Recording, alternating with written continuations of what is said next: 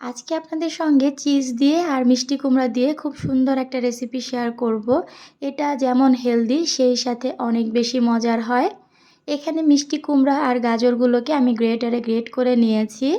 কড়াইতে একটুখানি ঘি দিয়ে গ্রেট করা গাজর আর মিষ্টি কুমড়াকে ভালো করে একটু ভেজে নিব। কয়েক সেকেন্ড ভেজে নেওয়ার পর এখানে আমি একে একে মশলাগুলো অ্যাড করব। শুরুতেই দিয়ে দিচ্ছি পেঁয়াজ বাটা, সেই সাথে আদা বাটা, রসুন বাটা আর জিরা বাটা অ্যাড করব। এটা এক প্রকারের স্যুপের মতো করে আমি তৈরি করব, তাই এখানে সব রকমের মশলা দিচ্ছি। আপনারা চাইলে কিন্তু মিষ্টি কুমড়া আর চিজ দিয়ে পায়েসও করে বাচ্চাদেরকে খাওয়াতে পারেন। এটা মিষ্টি খাবার হিসেবেও কিন্তু বেশ ভালো লাগে। একে একে আমি হলুদ গুঁড়া, ধনিয়ার গুঁড়া আর লং, এলাচ এগুলো দিয়ে দিলাম। তারপর দিয়ে দিচ্ছি পরিমাণ মতো পানি। পানি দিয়ে এটাকে ভালো করে একটু সেদ্ধ করে নিব। মিষ্টি কুমড়া, গাজর সেদ্ধ হতে খুব একটা সময় লাগে না, তাই পানির পরিমাণটা আমি অল্প দিয়েছি। এগুলো যখন মোটামুটি সেদ্ধ হয়ে আসবে, পানিটাও শুকিয়ে আসবে, ওই পর্যায়ে আমি চিজ দিয়ে দিচ্ছি।